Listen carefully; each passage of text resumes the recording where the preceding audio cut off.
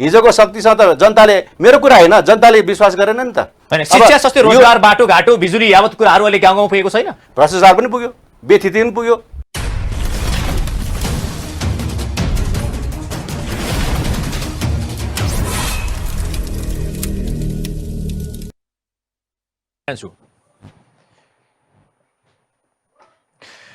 नमस्कार दर्शकवृन्द, कार्यक्रम जनताका कुरामा यहाँहरू सबैलाई हार्दिक स्वागत गर्न चाहन्छु।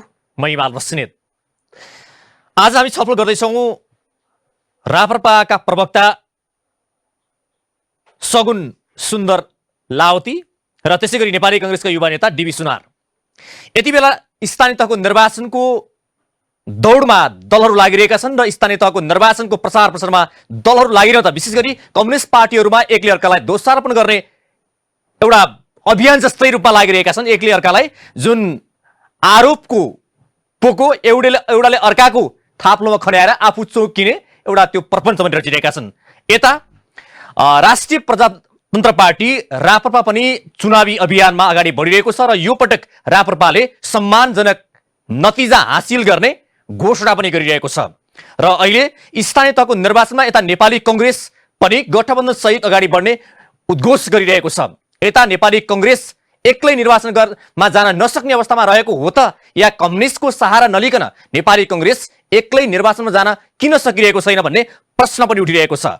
नीति विचार या सिद्धान्त नमिल्ने पार्टीसँग समीकरण गरेर अगाडि बढ्नु कतिको ठिक छ एउटा प्रश्न त्यहाँ नै छ। त्यही नेपाली कांग्रेस भित्रैका नेताहरूले भनिरहेका छन् नेपाली कांग्रेस एक्लै अगाडि बढ्नुपर्छ। नीति सिद्धान्त र विचार नमिल्ने पार्टीहरूसँग अगाडि बढियो भने भारतीय कांग्रेसको जस्तो हालत हुने त होइन, एउटा प्रश्न त्यहाँ उठाइएको छ।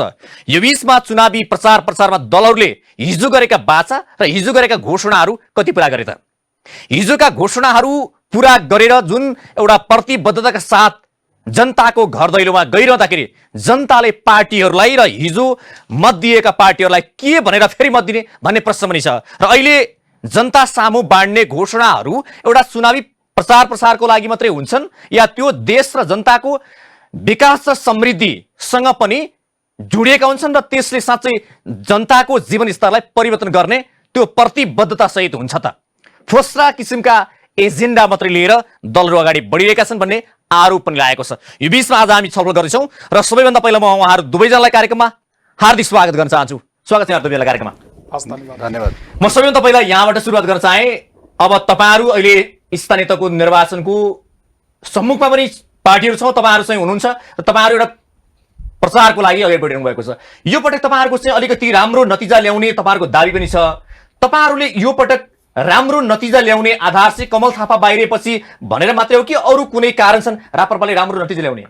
मूलभूत रूपमा जसरी हामीले एकता महाधिवेशनबाट जुन नतिजा प्राप्त गर्यौँ, नेतृत्व प्राप्त गर्यौँ, नयाँ नेतृत्व, युवा नेतृत्व र त्यति मात्र नभएर अध्यक्ष मात्र नभएर केन्द्रीय कार्य समिति नै हामीले एकदम युवा पाएका छौँ र नौलो अनुहारहरू त्यहाँ हामी निर्वाचित भएर आएका छौँ। र त्यसको अतिरिक्त तपाईँले अघि भूमिकामा उल्लेख गरे जस्तै हामीले हाम्रो पार्टीको कार्यक्रमहरू, आमसभाहरू, जनताको माझमा गएर गर्ने कार्यक्रमहरू यसबीचमा जति पनि गऱ्यौँ त्यहाँ चाहिँ एक किसिमको असाधारण आकर्षण लहर, पार्टीप्रति एक किसिमको जनलहरै भन्दा पनि हुने किसिमको त्यो जनलहर नि तपाईँले भनिहाल्नु, जनलहर चाहिँ राप्रपालाई किन जनताले विश्वास गरिरहेका छन्? के छ जनता राप्रपासँग यति बेला, अरू पार्टीसँग के छैन?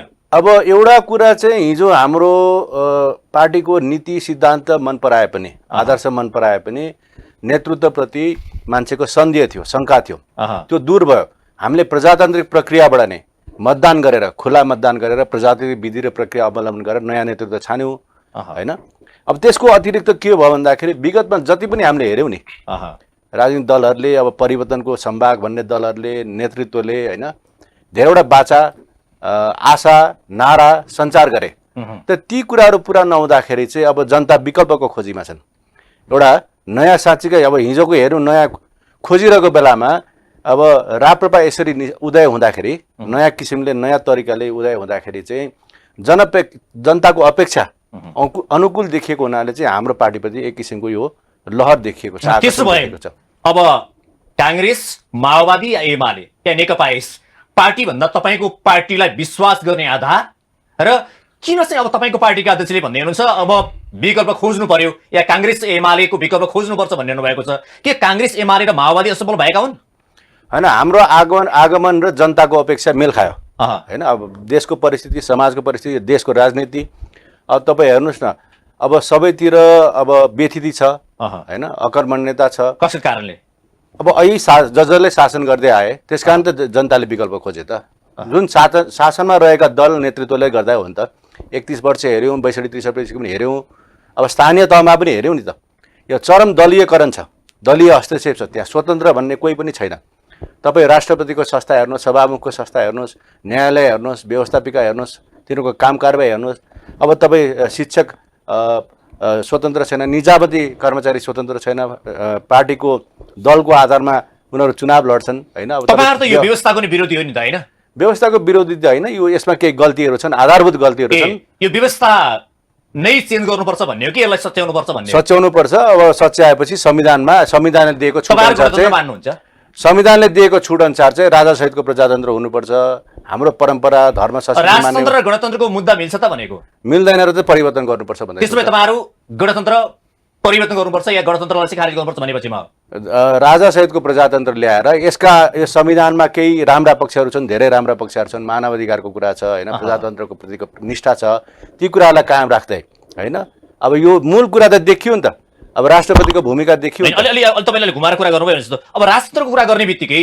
गणतन्त्र त मान्दैन भनेको होइन र कुरा त्यही हो परिवर्तन गर्छौँ संविधानले दिएको अधिकार प्रयोग गरेर गर्छौँ भन्ने ठिक छ तपाईँका म आउँछु जस्तो उहाँहरूले भनेअनुसार नेपाली कङ्ग्रेस या लामो समय 46 पटि लगातार सरकारमा छ काम पनि गरिरहेको छ र उहाँहरूले भनेअनुसार उहाँका पार्टीका अध्यक्षले भनेअनुसार अब नेपालमा काङ्ग्रेस माओवादी या एमालेको विकल्प खोज्नुपर्छ भनिरहनु भएको छ तपाईँहरूको विकल्प खोज्ने भनेर उहाँहरू लागिरहनु भएको छ काङ्ग्रेसको चाहिँ चुनावी एजेन्डा र नारा के धन्यवाद हिमालजी फेरि पनि यहाँलाई हार्दिक धन्यवाद छ काङ्ग्रेसको विगत लामो समयदेखि खास गरिकन हामीले 62-63 को आन्दोलनको राजनीति परिवर्तन पश्चातको समयलाई हेर्ने हो भने सबैभन्दा ठुलो कुरो हामीले संविधान प्राप्त गर्यौँ 7 दशक लामो सङ्घर्ष पश्चात हामीले संविधान जनताले आफ्नो संविधान आफै लेख्ने जुन चेष्टा गरे त्यो एउटा परिणाममुखी ढङ्गले हामीले अगाडि बढायौँ तर त्यो संविधानको अक्षरमा हुँदैन त्यो अक्षरहरूमा जीवन भर्ने काम अहिले राजनीतिक दलहरूको भइरहेको छ नेपाली काङ्ग्रेस त्यसको अपनत्व गरिरहँदा सबभन्दा पहिला संविधान बनेको कुरामा गर्व गर्दै त्यसलाई इम्प्लिमेन्टेसनमा लाँदै गर्दा कुन तौरबाट लानुपर्छ भन्ने प्रमुख एजेन्डा नेपाली काङ्ग्रेसको रहन्छ यो निर्वाचनमा जाँदै गर्दा पहिलो कुरा त्यसको अपनत्व ग्रहण गर्दै त्यसको घटनाक्रम अनुसार त्यसको विकासक्रम र अब चाहिँ त्यसलाई इम्प्लिमेन्टेसनमा कसरी लाने भन्ने सन्दर्भ एकातर्फको कुरो भयो अर्को नाराको सन्दर्भमा मैले जिस्टमा भन्दैछु यो फेरि यो नारा अब नेपाली काङ्ग्रेसले घोषणापत्र पनि बनाउने भन्दैछ घोषणापत्र बन्दै गर्दा थुप्रो कुराहरू विकासका कुराहरू सामाजिक संरचनाका कुराहरू सामाजिक सोसल इन्जिनियरिङका कुराहरूदेखि लगेर अन्तर्राष्ट्रिय आयाममा नेपाली काङ्ग्रेस र राष्ट्रको मूल प्रवाहमा कसरी हामीले चाहिँ अन्तर्राष्ट्रिय आयामका विषयवस्तुहरूलाई पनि जोड्ने भन्ने विषय घोषणापत्रमा आउला तर अहिले चाहिँ जुन प्रश्न उठान गर्नुभएको छ जिस्टमा मैले 2-3 वटा कुरा भन्दै गर्दा एउटा चाहिँ संविधानको कुरा मैले गरेँ जुन कुरा यो जनताको अपनत्वसँग कसरी जोड्ने भन्ने विषयसँग सन्दर्भ छ र त्यसलाई चाहिँ जनताको तल्लो स्तरसम्म ग्रासरुट लेभलसम्म पुर्याउने सन्दर्भमा जानुपर्छ भन्ने एउटा कुरा भयो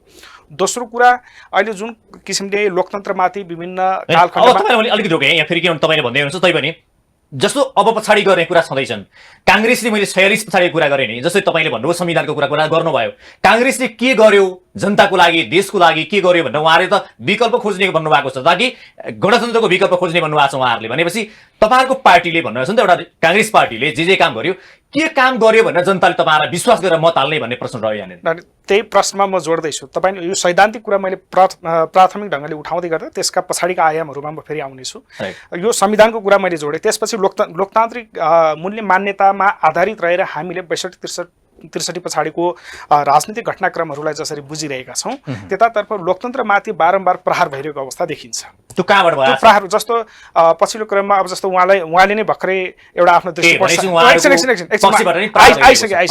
आइहाले दृष्टिकोण जसरी सार्वजनिक गर्नुभयो गणतन्त्र त जनताको उपलब्धि हो नि त गणतन्त्रलाई विस्थापित गर्नुपर्छ भन्ने मूल मानसिकता बोकेर अथवा मूल नारा बोकेर उहाँहरू आइराख्नु भएको छ यसको अर्थ गणतन्त्र यो जति पनि आन्दोलनबाट उपलब्धि हामीले प्राप्त गरेका छौँ त्यसलाई चाहिँ विस्थापित गर्नुपर्छ भन्दै गर्दा प्रहार कहाँबाट भयो भन्ने कुरा त्यो प्रश्न एउटा त्यो छ। दोस्रो कुरा तपाईँलाई म यो प्रश्न किन गरेँ भने गणतन्त्र यदि या भनौँ न गणतन्त्र ल्याएपछि नेताहरूले राम्रो गरेको भए दलहरूले राम्रो गरेको भए यसको विकल्प खोज्नुपर्छ भनेर या पार्टीहरू या चाहिँ कुनै जनताहरू किन उत्रिन्छन् र? होइन, जनताहरू उत्रेको भन्ने विषयलाई अलिक पर राखेर पार्टीकै सन्दर्भमा आउने हो भने पार्टीको रूपमा चाहिँ रापरपाले जसरी बोकिरहेको छ राजतन्त्रको एजेन्डा अहिले मात्रै होइन त, यो त प्रारम्भिक चरणबाट नै बोकिरहेको अवस्था छ। यो अझ गणतन्त्रको सन्दर्भमा त गणतन्त्र त स्वीकारेकै छैन नि।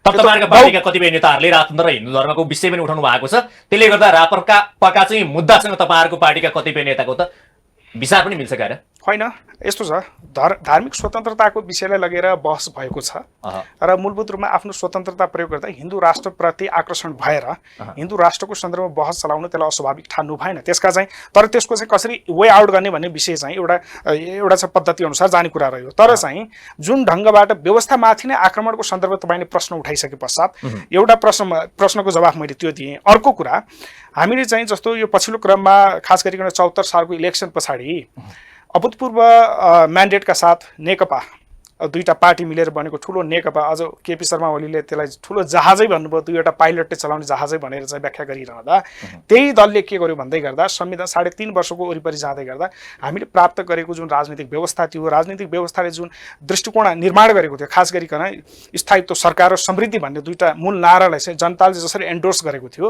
त्यो विषयलाई कुण्ठित गर्ने गरी संविधानमाथि प्रहार भयो। भन्नुको मतलब के भने यो वा त्यो ढङ्गले लेफ्ट ओरिएन्टेड पार्टिजहरू पनि यो संविधानलाई कसरी प्रहार गर्ने र यो व्यवस्थाहरूलाई कसरी चाहिँ खलबलाउने भन्ने सन्दर्भमा अगाडि बढिरहेको थिए र त्यसलाई चाहिँ कसरी राइट ट्र्याकमा ल्याउनुपर्छ भन्ने भूमिका, अभिभावकत्व भूमिका यद्यपि नेपाली काङ्ग्रेस विभिन्न कालखण्डमा खेलेकै हो। यो कुरा हामीले गर्वान्वित गर्दछौँ र एउटा पार्टीको कार्यकर्ता हिसाबले मात्र नभएर पोइन्ट भनिदिनुहोस् न अलिकति बढाएर भन्दा पनि जस्तो काङ्ग्रेस पार्टीको विषयमा जस्तो मत हाल्दै गर्दा जनताले नै, अब यो प्रश्न मैले धेरै सोधेको पनि छु, जो जनताले तपाईँहरूको टोकरीमा मत खसाल्दै गर्दा चाहिँ छातीमा हात राखेर भन्दा काङ्ग्रेसले यो गरेर मैले मत हाल्नुपर्छ भन्ने आधार चाहिँ के छन् भन्ने? अब निश्चय पनि दुई तीनवटा कुरा, मूलत यो सैद्धान्तिक कुरा भयो। अब चाहिँ एकदम प्राग्मेटिक कुरा के हो भन्दै गर्दा सबभन्दा पहिला विकासको कुरा जोड्नुपर्छ। हिजो 46 सालमा नेपालको राजनीतिक अवस्था परिवर्तन भइसके पश्चात आर्थिक अवस्था के थियो? 12 अरबको बजेटलाई बढाएर अहिले यो कालखण्डसम्म आउँदै गर्दा नयाँ ढङ्गले परिष्कृत भएको छ। रोजगारीको सन्दर्भमा हेर्न सक्नुहुन्छ, यद्यपि प्रश्न आउला त्यसमा उल्लेखनीय मात्रामा चाहिँ रोजगारीको सृजना भएन होला, तर रोजगारी सृजना गर्ने कुराहरूमा प्राइभेट पब्लिक पार्टनरसिपलाई जसरी एन्करेजमेन्ट गर्यो पार्टीले, त्यो कुरा पनि नेपाली काङ्ग्रेसको अर्थनीतिक अन्तर्गत भएको छ।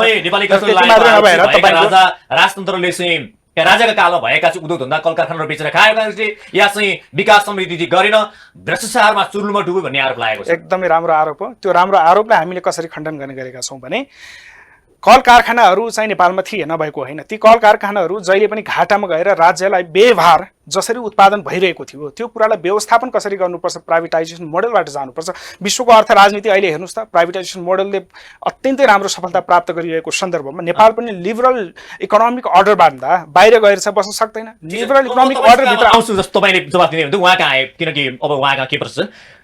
अब काङ्ग्रेस पार्टी उहाँहरूले भनिरहनु भएको छ, विकास गरिरहनु भएको छ, पछिल्लो 46 पछाडिको यो अवस्था हेर्दाखेरि विकल्प खोज्ने अवस्था आएको छैन। अहिले गणतन्त्रको विकल्प पनि छैन र यही गणतन्त्रले एउटा किसिमको विकास र समृद्धिको रात ल्याएको छ।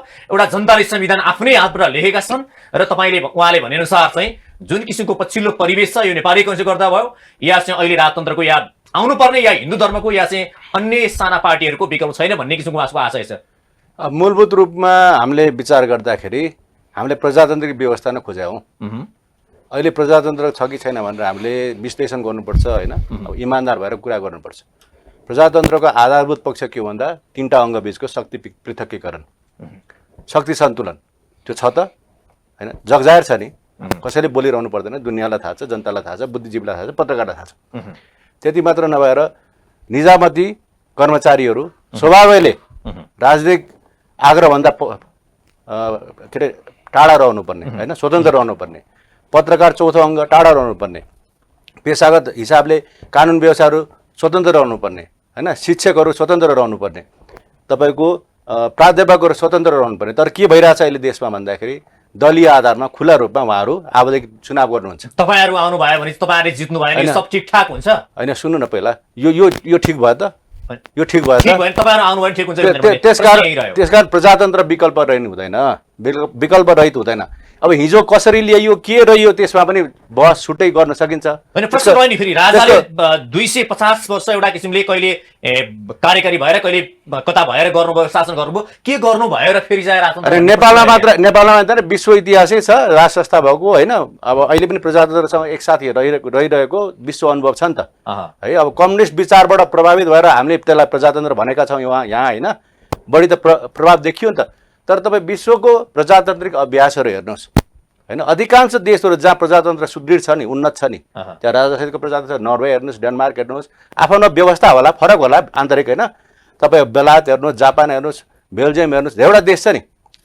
तपाईँ आर्थिक उन्नति भएको देशको सूचकाङ्क हेर्नुहोस् होइन, आँकडा हेर्नुहोस्, भ्रष्टाचार कम भएको देशको हेर्नुहोस्, महिला हिंसा कम भएको, सामाजिक न्याय बढी भएको देशहरूको आँकडा हेर्नुहोस्, मानव विकास सूचकाङ्क हेर्नुहोस् होइन, ह्युमन डेभलपमेन्ट इन्डेक्सलाई हेर्नुहोस्, जुन पनि आँकडा ह्याप्पिनेस इन्डेक्स हेर्नुहोस्, जे पनि हेर्नुहोस् न। त्यसो तपाईँ दावाका साथ जस्तो प्रजातन्त्रको मोडल नै तन्त्र बिनाको देश या विकास र समृद्धिको बाटोमा गएका छैनन् होइन, गएका छन्, उन्नत छन् प्रजातन्त्र। त्यो मैले भन्ने होइन, यो विश्वको अनुभवले देखाएको हो। तपाईँ गुगल गरेर हेर्नुहोस् है, डेमोक्रेसी इन्डेक्स भनेर टाइप गरेर हेर्नुहोस्, सर्च गरेर हेर्नुहोस्, देख्नुहुन्छ त्यहाँ 4 किसिमको आँकडा छ होइन। एकदम राजतन्त्र र हिन्दू धर्म किन चाहियो त्यसो भए? त्यही भएर प्रजातन्त्रको आधार नै स्थायित्वको लागि छ। प्रजातन्त्र सुदृढ गर्नको लागि चाहियो, राष्ट्रियता सुदृढ गर्नको लागि चाहियो, राजनीतिलाई स्थायित्व दिनुको लागि चाहियो, परराष्ट्र नीति सन्तुलित गर्नको लागि चाहियो। म यताबाट अलि निर्वाचनमै अलिकति हामी केन्द्रित भएर सल्लाह गर्छौँ। अब तपाईँहरूले चाहिँ एमालेसँग समीकरण गरेर चुनावमा जाने एक किसिमको छलफल चल्दैछ भन्ने कुरा बाहिर आएको छ। अब यस्तो हो, हामी आफ्नै बलबुतामा हामी अडिएका छौँ, अहिलेसम्मको त्यही हो आधिकारिक होइन। अब भोलि गएर स्थानीय तहमा कुनै वार्डमा, कुनै नगरपालिकामा है, कुनै ठाउँमा अब साथीहरूले सुझाव दिनु होला अथवा राष्ट्रिय रूपमा पनि केही समझदारी होला, त्यो हुनु बाँकी छ। तर अहिले के भन्दाखेरि त्यसको सम्भावना छैन भन्दैनौँ। तर के भने यो आवधिक निर्वाचन हो, सार्वजनिक जनताले आफ्नो मत दिने हो। सधैँ एउटै मत त दिँदैनन्, तर यसपालि फरक मत दिन्छन् भन्ने हाम्रो अपेक्षा हो, हाम्रो विश्वास हो। विश्वास चाहिँ हो क्या? तैँले तपाईँले स्वीकार पनि गर्नुभयो एमालेसँग तपाईँहरूले समीकरण गरेर जानु भनेको त तपाईँहरूका र एमालेका एजेन्डा मिल्छन्, विचार मिल्छन्, अनि विचार र सिद्धान्त नमिल्नेसँग तपाईँहरूले समीकरण गरेर अगाडि बढ्नु भनेको तपाईँहरूको सिद्धान्तको त तिरन्जाल दिनु होइन र? अनि त्यस्तो हुँदैन के भने हामीले अब यस्तो हुन्छ, तपाईँको चुनाव भनेको अङ्कगणितको खेल पनि हो। तर हामीले कसैसँग गठबन्धन गऱ्यौँ भने त हाम्रो कुरै गऱ्यौँ भने हाम्रो कुरै नीति सिद्धान्त त्यागेर गर्ने त होइन, आफ्नो अडान त हुन्छ, मान्यता त कायम हुन्छ होइन, न्यूनतम सहमति हुन्छ। तर अङ्कगणितको खेलमा के हुन्छ भने तपाईँ 2 जना अथवा 3 जना मिल्नुभयो, म एक्लै हुने भएँ अथवा होइन, त्यस्तो परिस्थिति आयो भने यहाँ मात्रै होइन, विभिन्न प्रजातान्त्रिक देशमा अलायन्सहरू कोएलिसन बनाएर समीकरण गरेर चुनाव लड्ने चलन छ। नेपालमा पनि प्रारम्भमा भइसक्यो, विगतमा पनि अहिले पनि त्यो सम्भावना छ। त्यसकारण भोलि गएर अब जनताको मत आकर्षण गर्नलाई होइन, सही व्यक्तिलाई माथि पठाउनलाई त्यो समीकरणहरू आवश्यक पर्यो भने हामी त्यो पनि गर्छौँ। तर अहिले चाहिँ के भन्दाखेरि राष्ट्रिय प्रजातन्त्र पार्टी देशव्यापी रूपमा एमालेसँग मात्रै कि काङ्ग्रेस या माओवादी अनि पार्टी चाहिँ हुन सक्छ? त्यो सम्भावनाको ढोका खुल्ला छ। तर अहिले के भन्दाखेरि केही निर्णय भएको छैन औपचारिक, हामी आफ्नै बलमा ल ठिक छ।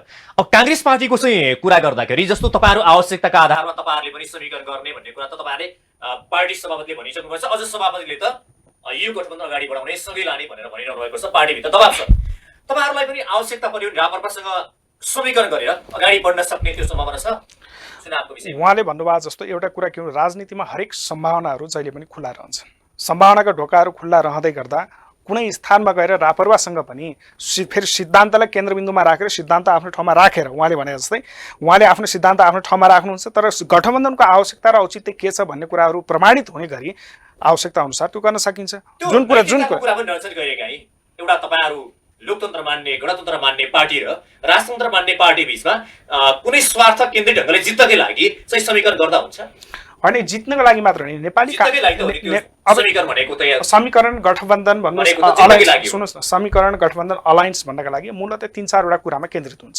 एउटा कुरा तपाईँले भने जस्तो चुनावमा जित हासिल गर्नलाई, दोस्रो कुरा चुनावको परिणामले प्रतिपक्षको बेन्चमा राख्दै गर्दा प्रतिपक्षमा पनि सम्मानजनक उपस्थिति हुनका लागि, तेस्रो कुरा नीति तर्जुमा गर्ने सन्दर्भमा प्रतिपक्षमा रहँदै गर्दा होस् या सत्ता पक्षमा रहँदै गर्दा होस् अलायन्सको विषय आउँदै गर्दा आफ्नो नीतिलाई राष्ट्रको पक्षमा कसरी अवलम्बन गर्न सकिन्छ, कसरी इम्प्लिमेन्ट गर्न सकिन्छ भन्ने सन्दर्भमा मूलतः 3टा कुरामा गठबन्धन गर्ने प्रचलन छ, अन्तर्राष्ट्रिय प्र्याक्टिस पनि त्यो देखिन्छ। त्यसकारणले गर्दाखेरि मूलभूत विषय के हो आजको दिनमा? नेपाली काङ्ग्रेसले जुन विषयलाई नेपालको राजनीतिसँग जोडेका चाँडो कुरा भन्नु, तपाईँ युवा नेता यदि इमानदार भएर भन्दाखेरि नि साँच्चै नेपालका राजनीतिक पार्टीहरूले तपाईँले भने जस्तै अहिले तपाईँले चाँडो कुरा भने जस्तै विचार र सिद्धान्तकै आधारमा तपाईँले भनेका चाँडा कुरालाई प्राथमिकता मात्रै दिएर गरेका छन् कि साँच्चै चुनावी जित हासिल गर्नकै लागि गठबन्धन गरेका छन् भन्नु? 4वटा कुरामा मैले त चुनावी जितको कुरा पनि गरेको छु, त्यो त स्वतः परि नै हाल्यो। त्यो सँगै पहिलो त्यही हो। दोस्रो कुरा के हो भने मूल कुरा जुन एजेन्डा बोकेर हिजोको लामो सङ्घर्षको यात्रा, फर इक्जाम्पल 46 सालको हेर्नुहोस् त आन्दोलन, कम्युनिस्ट र कङ्ग्रेस एकै ठाउँमा आएको होइनन् परिवर्तन गर्नका लागि। 62-63 को आन्दोलन हेर्नु, 7वटा पार्टी एक ठाउँ र माओवादी सँगै मिलेर 8वटा पार्टी मिलेर तत्कालीन अवस्थामा राजतन्त्रलाई फाल्ने कुराहरूमा, गणतन्त्र स्थापना गर्ने कुराहरूमा चाहिँ सँगै हिँडेका होइनन्। त्यसकारणले के भने आवश्यकता र औचित्य के हुन्छ भन्ने कुरा प्राथमिकतामा हुन्छ। कुनै पनि राजनीतिक दलको यो जो अलायन्स गर्दै गर्दा, समीकरण गर्दै गर्दा जे पनि निर्माण गर्ने सन्दर्भ हुन्छ त्यो कुरा रहन्छ। त्यसकारणले यसलाई चाहिँ अतिशक्ति अथवा अर्को कुरा के हो भने नेपाली काङ्ग्रेस दल खास गरिकन विभिन्न कालखण्डमा अभिभावकत्व चरणमा रहेर मुलुकको बागडोर सम्हालिरहेको मात्रै नभएर नेपालको राजनीतिलाई दिशाबोध गर्ने सन्दर्भमा पनि सबै दलहरूलाई गाँच्ने सन्दर्भमा काम गरेको पार्टी भएको हुनाले पनि यी सबै नेपालको राजनीतिलाई अझ दुर्घटनाबाट मुक्त गराउनलाई, नेपालको राजनीति जुन ढङ्गले विभिन्न कालखण्डमा यो विषयवस्तुहरू आइरहेका छन्, जुन प्रत्यक्ष रूपमा नेपालको विकासको घटनाक्रमहरूलाई कसरी अवरुद्ध पार्ने भन्ने सन्दर्भका विषयहरू आउँछन्, ती कुराहरूलाई मत्थर पार्दै सबै राजनीतिक दलहरूलाई हातेमालो गर्दै अगाडि बढाउनुपर्छ भन्दै गर्दा नराम्रो विषय त होइन नि त। तर त्यो विषय ठिक होला, तर अहिले पछिल्लो समय जुन बाहिर आएको विषयमा चाहिँ तपाईँहरू गठबन्धनसहित अगाडि बढ्ने भनिरहनु भएको छ। तर एमालेका अध्यक्ष केपी शर्मा ओलीले लाउने गरेको आरोप, जसका खुट्टा कमजोर छन् त्यसलाई बैशाखी चाहिन्छ भनेको मतलब काङ्ग्रेस एक्लै आफ्ना सिद्धान्त लिएर जनतासम्म जान डराइरहेको छ। त्यसले गर्दाखेरि बैशाखीको रूपमा माओवादी र नेकपा यसलाई 2टा बैशाखी टेकेर मात्रै अघि बढ्न खोजिरहेको छ। अब यस्तो छ, त्यो भन्नका लागि भन्ने कुरा कर्मकाण्डीका लागि मात्र सीमित राख्ने कुरा रहे। मैले अघि नै तपाईँलाई एउटा उदाहरण दिएको थिएँ, यो के का लागि गरिन्छ गठबन्धनको भन्ने विषयसँग त्यहाँ जोडे 4वटा कुरा। म तपाईँलाई उन्नत लोकतन्त्रको कुरा गरौँ। अघि उहाँले भने जस्तै ओलीको कुरा पनि म यसैमा जोड्न चाहन्छु। उन्नत लोकतन्त्रको कुरा गर्दै गर्दा जस्तो आजको दिनमा तपाईँलाई मैले भने तपाईँको पार्टीका चाहिँ नेता या चाहिँ अर्को गुट एउटा चाहिँ गुट भनौँ या चाहिँ प्रति इतरपक्षका नेता शेखर कोइरालाले भन्नुभएको छ नि त, यदि कम्युनिस्टसँग मिलेर जाने हो भने हाम्रो पार्टीको हालत भारतीय काङ्ग्रेस जस्तो हुन सक्छ है। होइन, उहाँले आफ्नो दृष्टिकोण राख्नुभयो, तर त्यो दृष्टिकोण कति भ्यालिडिटी छ भन्ने कुराहरू त केन्द्रीय समितिबाट निर्णय होला। त्यो फरक विषय, अहिले यो विषयलाई पर राखौँ। तर समग्र विषय के हो भने अलायन्सको पोलिटिक्स हेर्दै गर्दा जस्तो तपाईँको सबैभन्दा लोकतन्त्रको जननी भनेर बेलायतको राष्ट्रलाई हेरिन्छ। बेलायतमा पनि हेर्नुहोस् जो राजतन्त्र पनि छ अहिले है, त्यहाँ कस्तो परिपाटी छ भने 1922 सन् 1922 देखि त्यहाँ चाहिँ तपाईँको अलायन्सको राजनीति प्रारम्भ भएको देखिन्छ होइन। त्यहाँको चाहिँ अहिले जुन जस्तो लेबर पार्टीले के गर्थ्यो भन्दाखेरि पहिला लेबर पार्टीले त्यहाँको चाहिँ यो कोअपरेटिभ पार्टीसँग चाहिँ अलायन्स गरेर उसले चाहिँ 1927बाट निरन्तर रूपमा सत्ता अगाडि बढाएको देखिन्छ। त्यति मात्रै नभएर अहिले चाहिँ तपाईँको चाहिँ अर्को पार्टी चाहिँ सत्तामा आउँदै गर्दा उसले लिबरल डेमोक्रेटसँग चाहिँ तपाईँको के गरिरहेको छ, 2010 देखि 2015 होस्, 15 देखिको यताको कालखण्ड होस्, त्यसरी बढाइरहेको छ। अब भारतमा पनि हामीले हेरिरहेका छौँ युपिए र एनडिए 2टा गठबन्धन महागठबन्धन बनाएर चाहिँ चुनावी माहौलमा गएर त्यहाँको नतिजा भर्खरै मात्रै युपी लगायतका विभिन्न राज्यहरूको नतिजा पनि आएको देखेको छु। मैले भन्न खोजेको विषय के हो भने आवश्यकता, राष्ट्रको आवश्यकता के हो भन्ने कुरा सबैभन्दा पहिला पहिचान गर्न आवश्यक छ। होइन, एउटा कुरा के बुझ्नु पर्यो भने राजनीतिक रूपमा जुन नेपालको जुन यो पोलिटिकल एक्टरहरू छ नि, पोलिटिकल पार्टिजहरू जुन किसिमले राजनीतिलाई दिशाबोध गर्ने सन्दर्भमा आफू त्यहाँको प्लेयर भएर बस्नका लागि त पहिला पार्टीहरूको त्यो रणनीति हुन सक्छ, त्यसलाई सबै मान्नु पर्यो। तर जसरी पनि सत्तामा जानकै लागि या पहिलो पार्टी बन्नकै लागि गठबन्धन गर्ने भनेपछि त्यो त राम्रो भएन। ताकि जनताको लागि देशको लागि गर्दा त त्यो त राम्रो भयो। चुनाव भनेको के हो? चुनाव भनेको पहिलो पार्टी बन्नकै लागि सङ्घर्ष हो। पहिलो पार्टी बन्दै गर्दा जनताको सवालबाट देशको सवाल के चाहिँ हुन्छ भन्ने सवाल त उठ्यो। फेरि बागडोर सम्हाल्ने ठाउँमा गएर जनताका समस्याहरू एड्रेस गर्ने ठाउँ त्यो हो नि त। तपाईँ हामीले यसरी बहस गरेर जनताको समस्या एड्रेस हुँदैन नि त। जनताको समस्या एड्रेस गर्नको लागि त्यो ठाउँमा पुग्नै पर्छ। त्यो ठाउँमा पुगेर पुर्याएको छ, गरेको के त गरेको छ। तर एउटा कुरा के बुझ्नु पर्यो भने जुन ढङ्गबाट, फर इक्जाम्पल तपाईँको 74 सालको इलेक्सन मैले बारम्बार यो एक्जाम्पल दिने गरेको छु। नेकपा जसरी चाहिँ जनताको आकाङ्क्षा थियो नि समृद्ध नेपाल र त्यति मात्रै नभएर तपाईँको स्टेबल पोलिटिक्स भनेर भनेको थियो, तर त्यो कुरालाई भत्ताभुङ्ग नेपाली काङ्ग्रेसले पारेको हो र होइन नि। नेपाली काङ्ग्रेसले तिमी 5 वर्ष प्रतिपक्षमा बस, 5 वर्ष प्रतिपक्षमा बसेर रचनात्मक प्रतिपक्षको ठाउँबाट मुलुकको सर्वाङ्गीण विकासमा तिमी भूमिका निर्वाह गर भनेको सन्दर्भ थियो नि त। तर भइदियो के भने विडम्बना। काङ्ग्रेसलाई नै जोड्ने भने काङ्ग्रेसले पनि 3 पटक त बहुमत पाएको हो नि, बहुमत खेलेर सक्यो। तपाईँहरूले बिचमा चाहिँ सम्झिनुहोस् न, 2-3 पटक त तपाईँहरूले बहुमत दिएको जनताले, काङ्ग्रेसले बिचमा चाहिँ विभिन्न किसिमको जालजेल गरेर त्यसलाई फेक्न सकेन। त्यो विषयलाई म अहिले उठाउँछु। अब यहाँ कहाँ आए जसरी राप्रपाको चाहिँ माग्ने तरिका फरक भए पनि झोला चाहिँ एउटै छ है अहिले पनि भन्छ नि त एउटा मान्छे, एउटा धात्यो भनिरहेका छन् अहिले। होइन, झोला एउटा होइन, जनता एउटा हो, स्रोत एउटा हो, सार्वभौम सत्ता सम्पन्न नेपाली जनता हो। नेपाली जनताको अहिले तपाईँले आँकडा हेर्नुभयो भने हाम्रो नेपाल युवा देश हो है। 19 वर्ष मुनिको हामी 51%, 50% भन्दा बढी छौँ। अब तपाईँको रेजिस्टर्ड मतदाताको होइन आँकडा हेर्नुभयो भने 18 देखि 40, 62% छौँ। अब हाम्रो विदेश जाने सङ्ख्या हेऱ्यो भने हामी 3 करोड नेपाली होइन, 50 लाख विदेशमा छन्। शिक्षित युवाहरू पनि बाहिर गइरहेछन् होइन। अब श्रम, सिप, ऊर्जा भएको जनशक्ति पनि बाहिर गएको छ। त्यसो ज्ञान, सिप, श्रम, ऊर्जा विदेश जाने कुरा छ नि, गइरहेछ नि। अब अमेरिकामा अब 10 बढी लगानी गर्ने शिक्षामा होइन देशमध्ये नेपाल छ। नेपालले अमेरिकी विश्वविद्यालयमा 10वटा मध्ये टप राष्ट्रमध्ये पर्छ पैसा लगानी गर्ने भनेपछि कति हाम्रो स्रोत साधन मात्रै होइन, अब मानव संसाधन मात्रै होइन, सबै गयो नि त हाम्रो। त्यसकारण त्यो अब जनताको अथवा देशको समाजको यथार्थ प्रतिबिम्बित हुनुपर्छ राजनीतिमा होइन, देश निर्माणमा, विकासमा जहाँ पनि हुनुपर्छ। त्यसकारण त्यो समूहलाई कसरी लानुपर्छ भनेर चाहिँ नयाँ बहस, नयाँ सोच आउनुपर्छ। अब त्यसै गरेर हामीले के गरेका छौँ, एउटा कुरा भनिहालौँ। त्यसै सन्दर्भमा हाम्रो केन्द्रीय कार्य समितिको पछिल्लो बैठकले के गर्यो भन्दाखेरि प्रवासमा रहेका नेपालीहरू जो चाहिँ रेमिटेन्स पठाएर देशको अर्थतन्त्र धानिरहेका छन् होइन, धानिरहेका छन् त, उनीहरूले पठाएको पैसाले अर्थतन्त्र धान्ने, तर उनीहरू मतदानमा सहभागी, चुनावमा सहभागी हुन नपाउने। त्यसकारण उनीहरूलाई पनि यस्तो प्रक्रिया फेरि हाम्रो देशमा मात्रै होइन, उन्नत प्रजातन्त्रमा छ, यसअघि नै छ, यो व्यवस्था कायम छ अन्य देशहरू पनि। त्यसकारण उनीहरूलाई पनि मतदान गर्ने अधिकार आवधिक निर्वाचनहरूमा सुनिश्चित गर्नुपर्छ भनेर हामीले भनेको छ। होइन, तपाईँले भन्दै हुनुहुन्छ, तर यस्तो के भन्छन् जनताले भने अब यो निकै चर्चित भनाइ जुन जोगी आए पनि कानै सिरेका भने जस्तो भन्ने एउटा भनाइ त चर्चित पनि छ।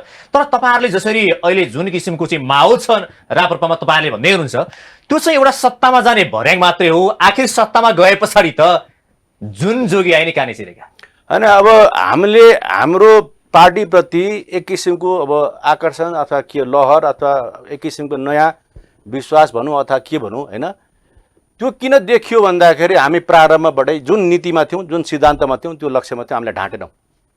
हामीलाई गाह्रो थियो, हामीलाई कार्यक्रम गर्नु पनि गाह्रो थियो होइन, बिथोलिन्थ्यो, हामीलाई भौतिक आक्रमण हुन्थ्यो, नीतिगत आक्रमण हुन्थ्यो होइन। हामी खुला सभा गर्न पाउँदैन थियौँ होइन, घर लुटिन्थ्यो, घर आगो लगाइन्थ्यो, भौतिक आक्रमण हुन्थ्यो। अब राजेन्द्र लिङ्गदेन र हामी सँगै थियौँ बिर्तामोडमा, रविन्द्रनाथ शर्मा त्यतिखेर अध्यक्ष हुनुहुन्थ्यो हाम्रो पार्टीको होइन। हामी बिर्तामोडमा खुला त्यो कार्यक्रम गर्नु गएको पनि होइन, कार्यक्रम गर्ने क्रममा होटलमा गएर बस्दाखेरि हामीलाई चारतिरबाट घेरेर साङ्घातिक आक्रमण भयो। त्यो बेलादेखि अहिलेसम्म हामीले बोली फेरेनौँ के। बरु अब जोगीहरू को आयो त्यो जनताले विश्लेषण गरिरहेका छन्, हामी चाहिँ त्यो जोगी परेनौँ के। 31 वर्ष हेऱ्यौँ, अब कति दिने उहाँहरूलाई समय भनेर जनता प्रश्न गरिरहेका छन्। कतिपटक प्रधानमन्त्री बनायो भने, कतिपटक पार्टी अध्यक्ष बनायो भने।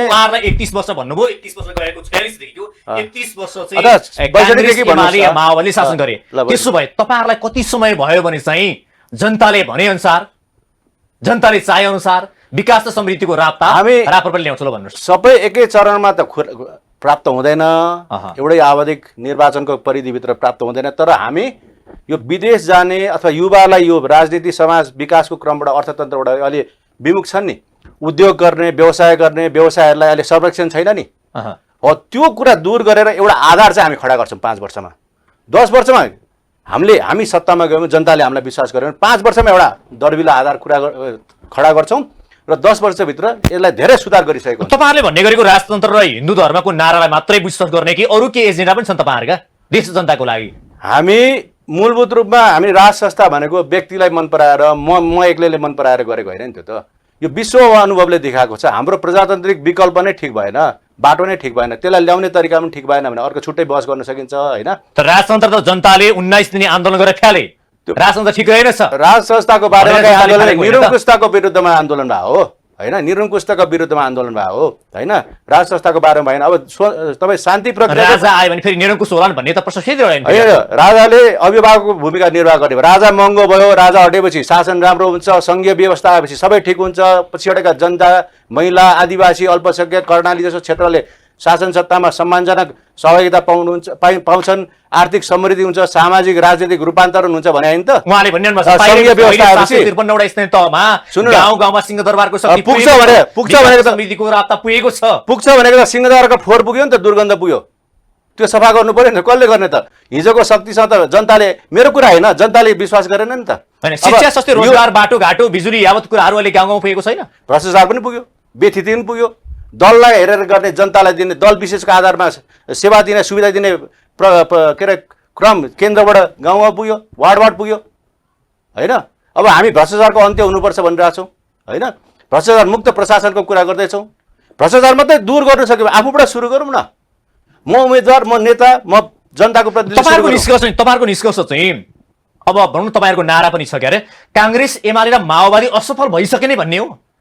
खोइ अब जनताले निर्णय गर्ने कुरा हो, खै त्यो उहाँहरूको प्रति त्यस्तो जनताले अहिले एमाले पहिलो पार्टी छ, होइन, काङ्ग्रेस दोस्रो पार्टी छ। तपाईँ आफै भन्नु होइन, जनताको निर्णय त्यही त। आवधिक निर्वाचन भनेको कुनै समयलाई दिने हो, सदाकाललाई एउटै भोट दिन्छ नि त जनताले, सदाकाल। परिणाम हेर्नुभयो नि, परिणाम हेर्दा चाहिँ असफल भएको हो भन्ने हो कि? तपाईँ अघि आफै भन्दै हुन्थ्यो भारतीय काङ्ग्रेसको अवस्था हुन्छ भने भारतीय काङ्ग्रेस त एकपल्ट सत्तामा उहाँहरूको पार्टीको नेताले त्यही त त्यो प्रसङ्ग तपाईँले भन्दै हुनुहुन्थ्यो। भनेपछि आवधिक निर्वाचन त परिवर्तन हुँदो रहेछ, जनताले त मत फरक गर्दो रहेछ नि त आफ्नो।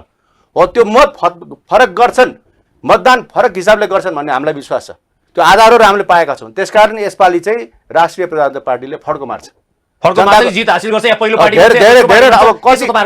कति ठाउँ प्राप्त गर्छ त्यो जनताले निर्णय गर्ने हो, तर फड्को चाहिँ मार्छ। अब उहाँ कहाँ जसरी निर्वाचनको कुरा गर्दा नि, अब जसरी तपाईँहरूलाई अलिकति एउटा पछिल्लो समय काङ्ग्रेसको एउटा चाहिँ नेतृत्वमा बनेको सरकारले गरेका कार्यहरूको बारेमा या तपाईँहरूले भोलि जनतासम्म गएर एजेन्डा भन्ने होला नि त, तपाईँहरूले भन्दै गरेको हामीले संविधान जोगायौँ या संसदलाई पूर्णकालीन जोगायौँ, गणतन्त्र जोगायौँ भनेर तपाईँहरू भन्नुहुन्छ। तर तपाईँहरूसँग लाग्ने गरेका अलिकति आरोपहरू नि, जस्तो तपाईँहरूले जनताले पास गर नगर भन्दै आग्रह बिन्ती भाव गर्दा पनि तपाईँले एमसिसी पास गरिदिनु भयो। यतापट्टि फेरि चाहिँ अदालतलाई चाहिँ सेटिङमा विभिन्न भागभन्डा गरेर बर्बाद बनाउनु भयो भन्ने आरोप लागिरहेको छ। या सिमानाका कुरा त्यत्तिकै उठिरहेका छन्, यावत प्रश्नहरू छन्। अब यो हेर्दाखेरि चाहिँ काङ्ग्रेसले सरकारमा गएपछि आफ्नो एउटा लोकप्रियता गुमाउँदै गएको भन्ने विश्वास गर्ने हो।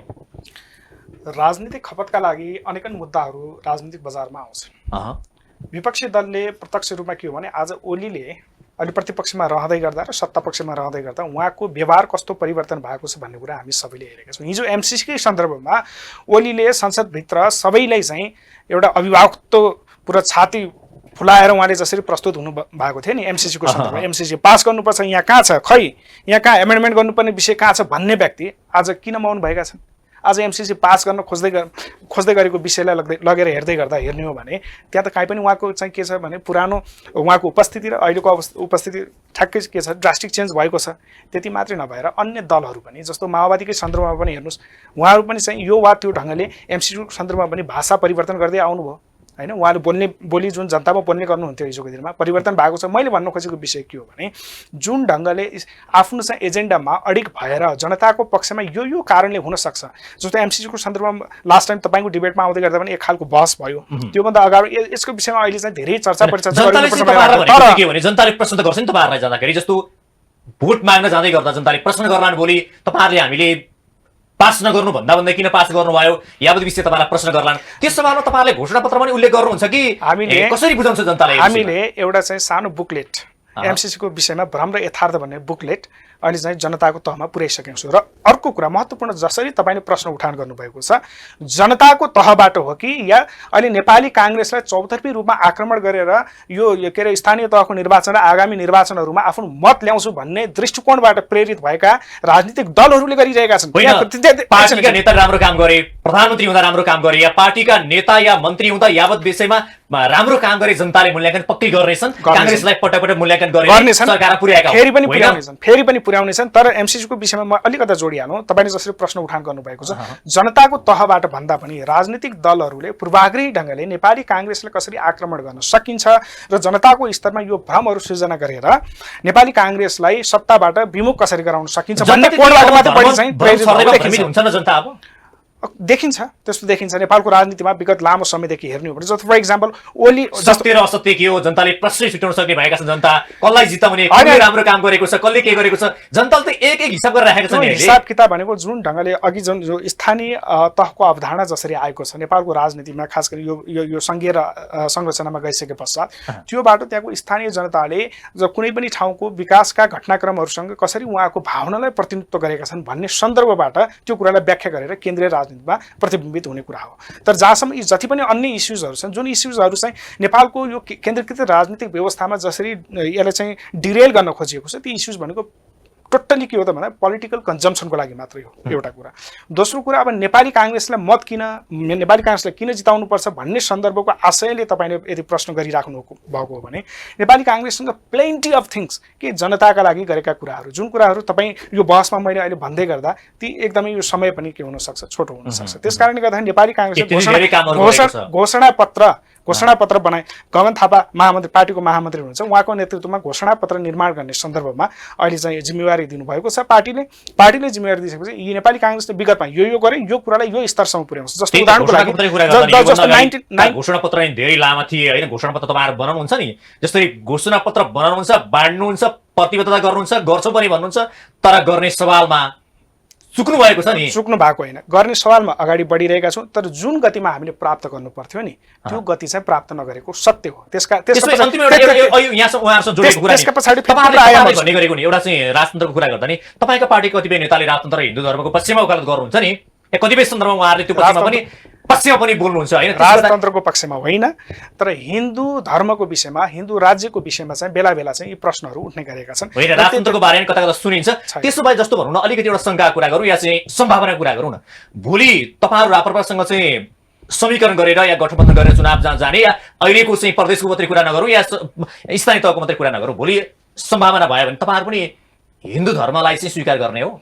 हिन्दू धर्मको विषय चाहिँ नेपाली काङ्ग्रेसले प्रष्ट रूपमा तपाईँको चाहिँ जतिखेर बहस उठेको थियो त्यतिखेर नै घोषणा गरिसकेको छ, निर्णय गरिसकेको छ। अब त्यो रिट्र्याक हुने सन्दर्भमा नेपाली काङ्ग्रेस फेरि आफ्नो एजेन्डाबाट ब्याक हुन विषयमा के भनेको छ काङ्ग्रेसको उदाहरण के छ? धार्मिक स्वतन्त्रता भनेर चाहिँ परिभाषित गरेको छ। त्यहाँभित्र सबै धर्मावलम्बीहरू जसले चाहिँ धर्मप्रति आस्था राख्छ सबैको धर्मलाई सम्मान गर्ने। अब जसरी अब मैले यो हिन्दू धर्म र राजतन्त्रको बारेबाट तपाईँलाई स्थानीय तहको निर्वाचनमा जाँदै गर्दा कुरा है, अब देश त एउटा बहुभाषा बहुधार्मिक भएको एउटा राष्ट्र होइन, विभिन्न धर्म मान्ने मान्छेहरू छन्, सबैको आफ्नो किसिमको चाहिँ धर्म छ।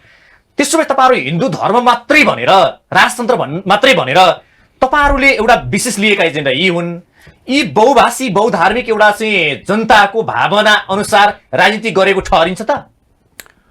अब तपाईँलाई कहाँबाट सुरु गरेर भनौँ है, यो धर्मनिरपेक्षको कसरी उत्पत्ति भयो भन्दाखेरि पश्चिमा राष्ट्रहरूमा भ्याटिकनको चर्चको असाध्य अचाक्ली हस्तक्षेप भयो, प्रभाव भयो।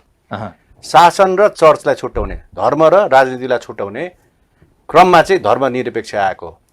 तर एउटा प्रजातन्त्रिक मुलुकहरूकै उदाहरण लिउँ न, अमेरिकामा बाइबल छोडेर कसम खान्छ नि त, शपथ लिन्छन् नि होइन। तपाईँको अब बेलायतमा पनि त्यस किसिमको व्यवस्था छ, अस्ट्रेलियामा पनि छ, तर अन्य धर्म मान्ने मान्छे छैन नि त, समुदाय छ नि त।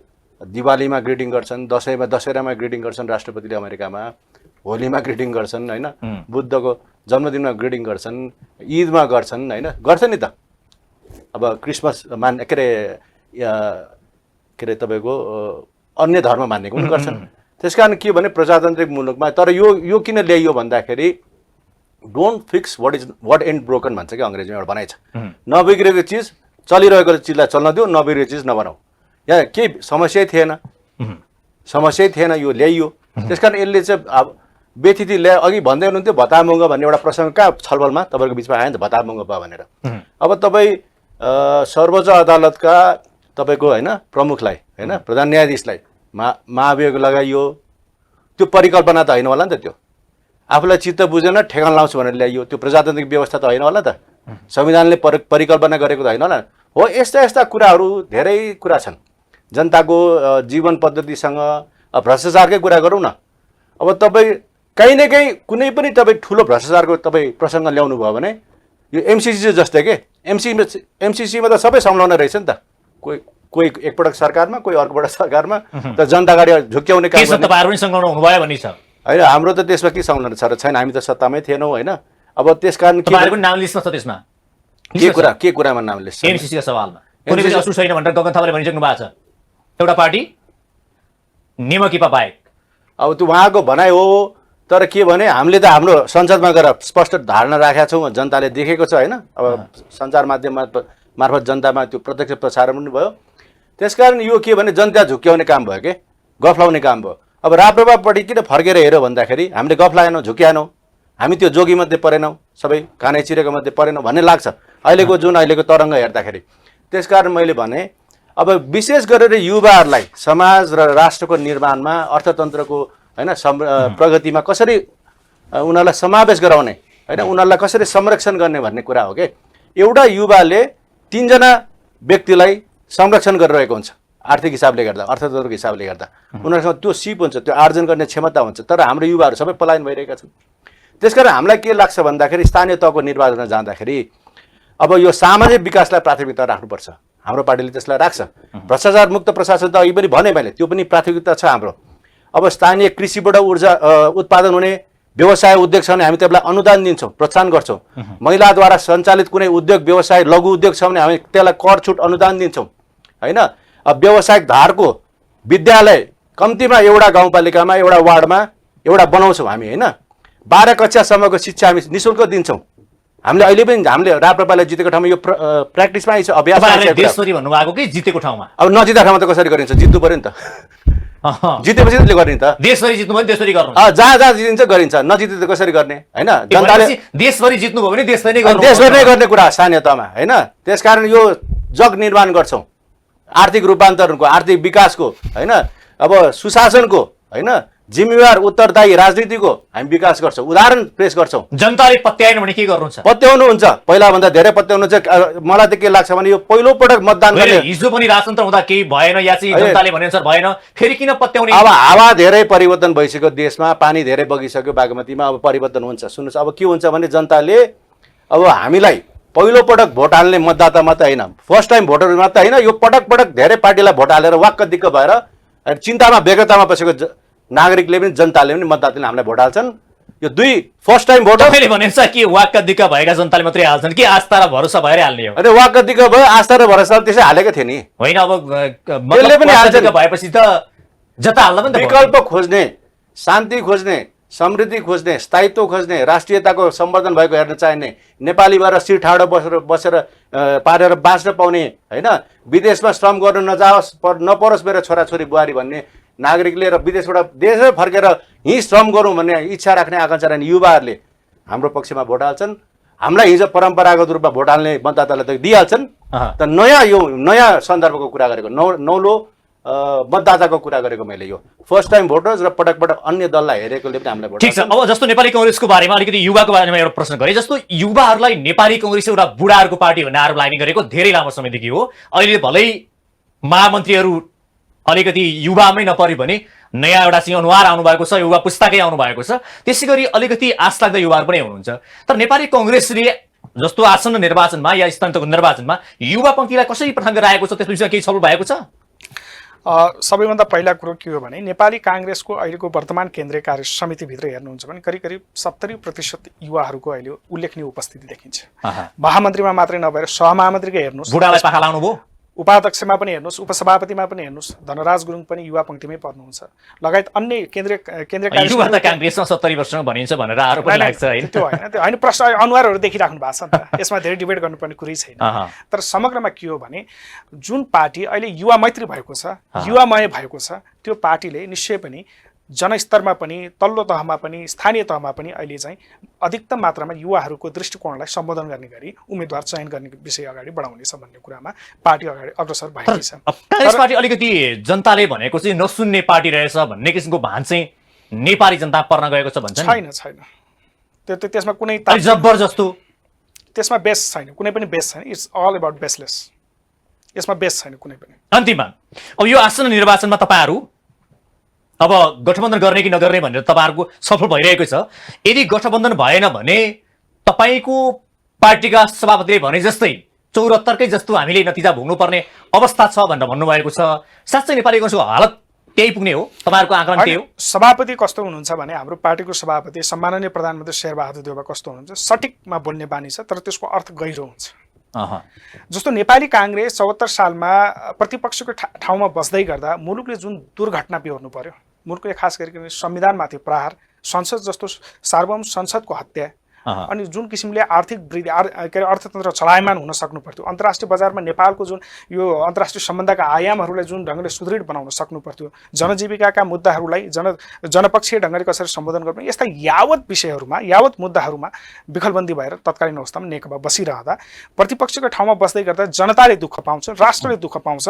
त्यसकारणले अब सत्तामा आउनु मात्र होइन, सर्वाङ्गीण राष्ट्रको विकासका लागि सबै दलहरूलाई पनि अभिभावकत्व निर्वाह गरेको इतिहास, त्यो इतिहास आजको दिनमा चाहिँ फेरि प्रमाणित गर्न सकिन्छ भन्ने त्यो भाव जोडिएको।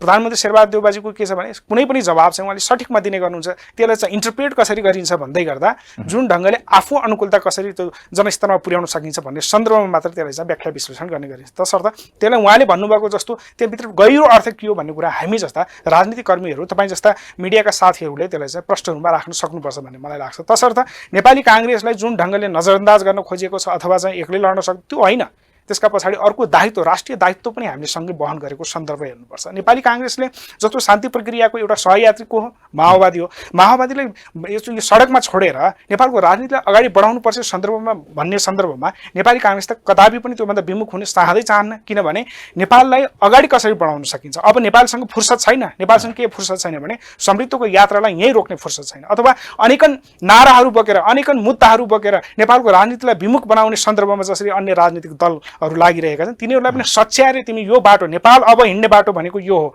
लोकतान्त्रिक गणतन्त्रभित्र नेपाललाई कसरी समृद्ध बनाउन सकिन्छ र जनताको हरेक आकांक्षाहरूलाई सम्बोधन गर्न सकिन्छ भन्ने राजनीतिक व्यवस्था अब नेपाली कांग्रेसको यो मूल धारमा रहेको विचार र दृष्टिकोण हो भन्ने कुरा सन्दर्भमा सबैले जोड्ने एउटा दायित्व पनि भएको हुनाले त्यसकारणले गठबन्धन भन्ने कुरालाई अन्यत्र खालि चाहिँ केपी शर्मा ओलीले नेपाली कांग्रेस एक्लै लड्न सक्दैन, एक्लै उभिन सकेन, दुईटा बैशाखीले, त्यो गलत कुरा। त्यसको आम रूपमा राजनीतिक रूपमा त्यसको व्याख्या गरिरहँदा राष्ट्रको हितमा छ भन्ने सन्दर्भमा नेपाली कांग्रेस अहिले उभिएको छ। यसका पक्षमा आम जनतालाई पनि म यही तपाईँको लोकप्रिय च्यानलबाट म के भन्न चाहन्छु भने गठबन्धन राष्ट्रका लागि हो, गठबन्धन लोकतन्त्र सम्वर्धनका लागि हो, गठबन्धन आर्थिक विकासका लागि हो, गठबन्धन जनताको जनजीविकाका मुद्दाहरूलाई राष्ट्रिय स्तरमा कसरी पहिचान बनाउन सकिन्छ र जनताको मुद्दाहरूलाई कसरी जोड्न सकिन्छ सर्वाङ्गीण विकासको भन्ने सन्दर्भमा जोड्नेका लागि गठबन्धन आवश्यक छ। हस्, कार्यक्रममा आउनु तपाईहरु दुवैजनालाई म धेरै धेरै धन्यवाद दिन चाहन्छु। धेरै धेरै धन्यवाद। आज हाम्रो कार्यक्रम थियो राष्ट्रिय प्रजातन्त्र पार्टीका प्रवक्ता सगुन सुन्दर लावती र नेपाली कांग्रेसका युवा नेता डीबी सुनार। आज हामीले निर्वाचनको विषयमा केन्द्रित भएर छलफल गर्यौं। यो सँगै आजको कार्यक्रम जनता कुराको लाइभबाट मलाई पनि बिदा दिनुस्। नमस्ते।